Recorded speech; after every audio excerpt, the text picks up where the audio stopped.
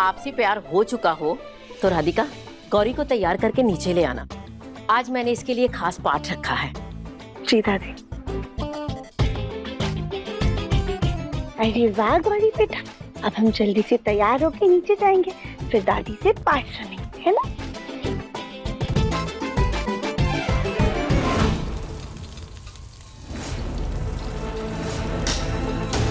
ये सुजाता खुद तो तिरथ पर चली गई और उसकी बहू राधिका जब से आतंकवादियों से जंग जीत कर आई है तब से इस घर की महारानी बनकर बैठ गई है। खुद की बेटी के लिए पाठ है और मुझे ये भोग बनाना पड़ रहा है। जी तो करता है उस अवार्ड को जाके कचरे के डब्बे में फेंक दूं।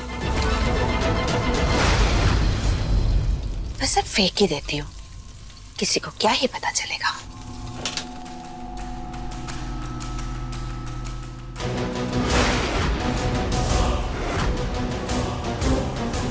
कल अवार्ड के मुंह दिखाई के बाद राधिका बहू ने अवार्ड यहीं पर रखा था, फिर अवार्ड कहाँ गया?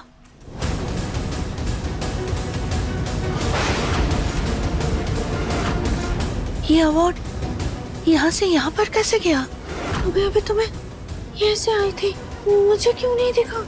जो भी हो लेके लेते क्या था?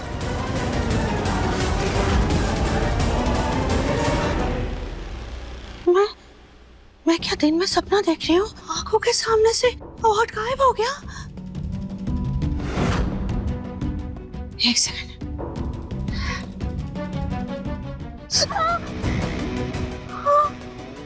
नहीं, सपना नहीं है, सच है। अवार्ड कैसे गायब हो गया? हे भगवान।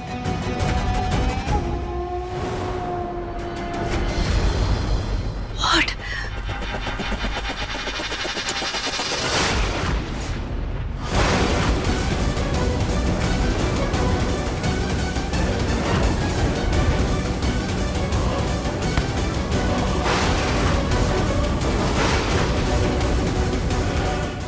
तुम कर रहे थे मेरे साथ ये मजाक? हाँ कल बिटिया, घर के कामों में तुम्हारा कोई ध्यान नहीं रहता है। सूरज चढ़ने तक तुम सोती रहती हो और अब तुम अपनी सास का दिमाग खराब करने लगी हो। आवाज नीचे सास जी, वरना सबको बता देंगे आप ये अवार्ड कचरे में फेंकने जा रही थी,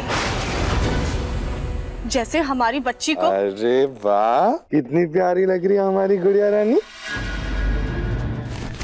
जी बहुत प्यारी लग रही है। राधिका, तुम्हें पता है पार्टी के दिन मैंने गौरी के नाम कुछ शेयर्स लिए थे।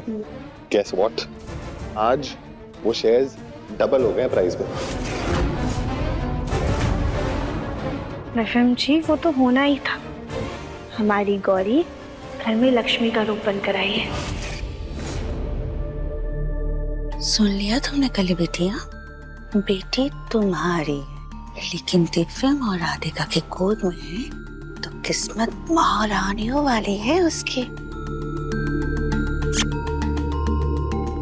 देखिए तो आप सास जी कि जिस लड़की को बोझ समझकर आपने घर से कचरे की तरह निकाल दिया था, वो लड़की असल में लक्ष्मी है। अगर ये बच्ची तुम्हारे पास रहती तो लक्ष्मी जी का रूप नहीं, लक्ष्मी जी की दासी होती। अरे कविता। हाँ मम्मी जी। भोग तैयार हो गया ना? जी मम्मी जी, मैं अभी लेकर आती हूँ। अच्छा राधिका जी दादी। आज तुम भी पाठ में बैठना। हाँ, आज हम अपनी गौरी को नन्हे से कान्हा की और उनकी देवकी और यशोदा माँ का पाठ सुनाएंगे। चलो आओ। हाँ एक सेकंड, मुझे फोन आ रहा है।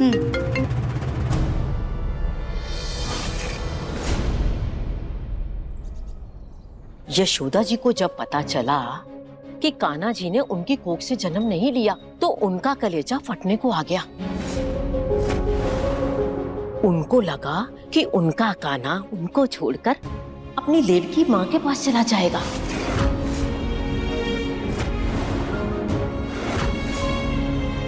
सबको यही लगने लगा कि कान्हा जी अपनी जन्म देने वाली देवकी मैया के पास चले जाएंगे, क्योंकि दुनिया और समाज की नजरों में तो माँ वही होती है ना जो जन्म देती है। लेकिन कान्हा जी ने कहा, भले मेरे नाम के आगे देवकी नंदन रहेगा, लेकिन लाल तो मैं यशोदा मैया का ही कहलाऊंगा।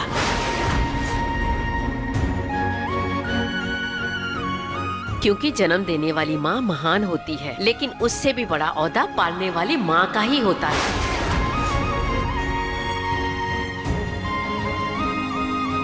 क्योंकि वो बच्चे को अच्छे संस्कार देती है, उसे शिक्षित करती है और उसका जीवन सफल बना देती है।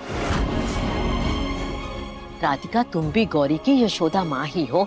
भले ही जन्म किसी और ने इसको दिया हो, लेकिन सही मायनों में हमेशा तुम ही इसकी माँ कहलाओगी।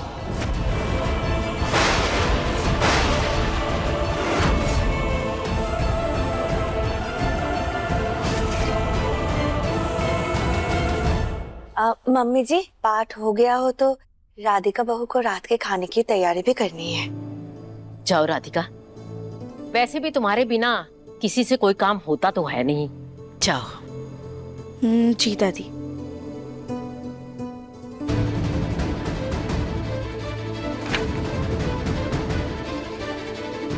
आओ गौरी बेटा, हम तुम्हें कमरे में सुला देते हैं। रहने दो, गौरी को मैं संभाल लूंगी। तुम जाओ, जाके राधिका की मदद करो। आओ गौरी, मेरे पास आओ।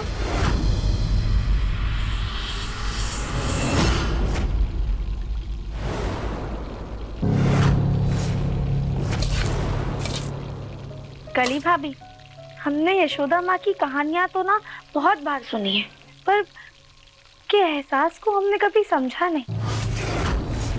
पर गौरी की यशोदा मैया बनने के बाद, आज दादी के पाठ सुनने के बाद, हम यशोदा मैया की भावनाओं को बहुत अच्छे से समझ पा रहे हैं।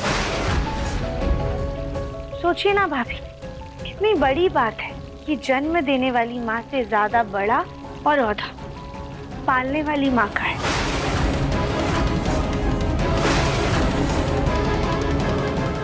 शायद ये सही भी है, क्योंकि जीवन तो माँ ने दिया है। एक नन्ही सी जान को दुनिया में लाना अपने आप में ही एक बहुत बड़ा पुण्य है, लेकिन उस नन्ही सी जान को पालना, उसकी परवरिश करना, उसे अच्छे संस्कार देना, उसे इतना प्यार करना कि उसे कभी भी अपनी जन्म देने वाली माँ की कमी महसूस ना हो।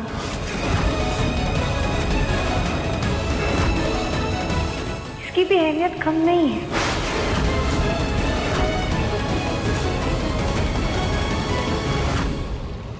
भाभी, हम भी ना गौरी को इतना प्यार देंगे कि उसे कभी भी अपनी जन्म देने वाली माँ की कमी नहीं खलेगी।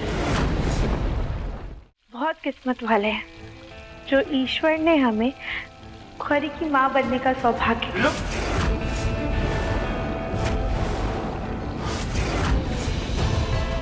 भाभी, आप देखिएगा, एक दिन हमारा और गौरी का रिश्ता भी ना बिल्कुल यशोदा मैया और कृष्ण जी जैसा होगा। बहुत ज्यादा मजबूत, इतना मजबूत कि हमें कभी भी कोई भी दूर नहीं कर पाएगा।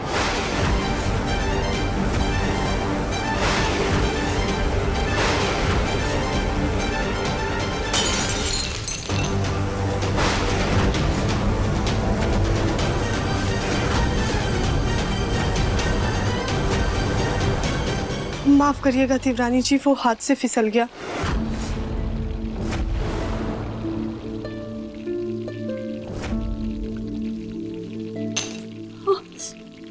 भाभी, अब ठीक है ना?